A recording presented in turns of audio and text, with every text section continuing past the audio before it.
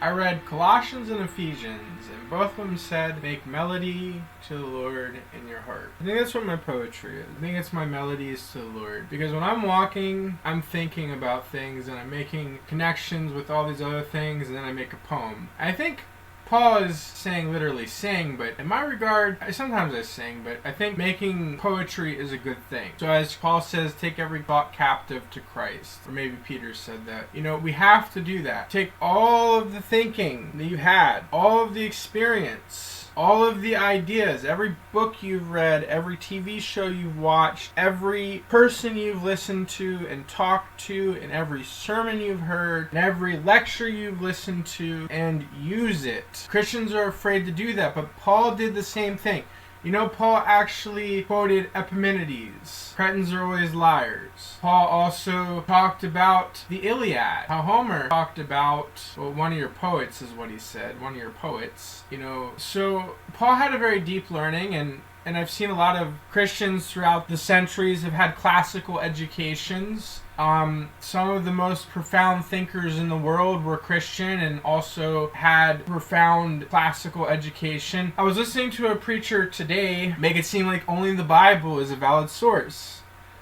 Well, in my estimation, we should take everything we've ever seen and learned and put it into obedience to Christ. So when you make melodies to the Lord, when you're walking out there in nature, or if you're out there doing something, anything, if you're ever thinking, bring it to obedience to God. Create with your imagination and those connections and link them together and use it for the gospel. Use it for evangelism. How to Win Friends and Influence People can be a very good book to teach you how to talk to people when ministering. Okay? Plutarch, some of those lives can teach you how to be a better soldier for the faith. Okay? Same thing with Suetonius. There's information in there that relates directly to the gospel. We can't throw out all of our history. We can't throw everything away but the Bible. Okay? That's not a safe way of thinking, and we can't just make our vision only the Bible. Okay, when Paul says all I know is Christ, he's not saying all he knows is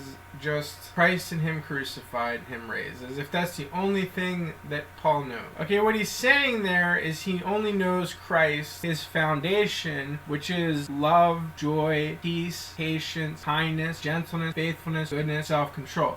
Only three things remain at the end, and that's faith, hope, and love. That's the foundation. That's all Paul knows. That's all we really know in truth. And if we have that love and that faith and that hope, we can synthesize everything we've learned, even the sinful things that we know. It's kind of like taking a bite out of the fruit of knowledge and then knowing why it's a sin. Now you know why it's a sin. That's typically why people who've experimented with homosexuality are the most against it, because they know it's wrong. They know why, because it just doesn't feel right. Okay, and that's really an important insight, is that some people don't know the sin is a sin until they've scarred their conscience with it. Then they have to say, well, all right, now I know this is a sin. That makes them the best minister against it too. That's an important fact. You have to take all of life's experiences and you have to have ears ready to listen rather than a mouth quick to speak. Listen. You can learn as much from that atheist that you're talking to as you can from the preacher.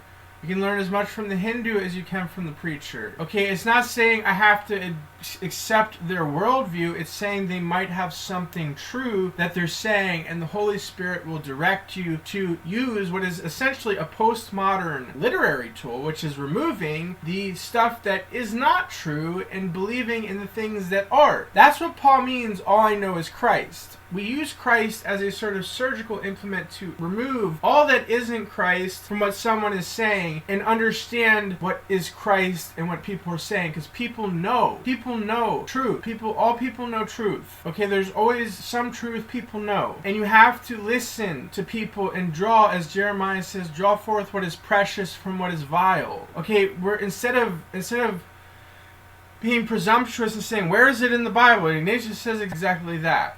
It's written in the charters. And they say, where is it written in the charters? It's like, well, it's written in the charters. You don't have to go searching through the Bible to find something. The Spirit should enlighten you to what is the truth. You should know it already. It should be in your heart, engraven upon your heart. You should know it. Okay, that's what I'm trying to say. Even in Nietzsche, you should know the gospel in Nietzsche. You should know it. You should see he is completely false in some of the things he's saying. And if he were telling the truth, that's what atheism believes. believes, and we know that's self-evidently wrong, don't we? Because we know mercy, we know love, we know peace. We know Nietzsche is wrong. We know Dawkins is wrong because he does not minister through love, he ministers through reason, which cannot reason why someone has to be kind. There's no good reason. Other than the fact, well, I just think so. Well, so there's a lot of people who think a lot of things. His famous book is The Selfish Gene. But we have to be careful to listen to what people are saying. Some of the things Richard Dawkins says might be true. There might be some sort of ethics that are in nature that might be observable. Okay, it doesn't prove God doesn't exist, all the more it proves that he does, because what the ethics that we observe in nature, it proves God. Not the struggle of man and beast, but also that proves God, because the Lord has cursed the earth with toil and bloodshed and strife. And we know that we have to get to a new world, a better world, which is heaven above.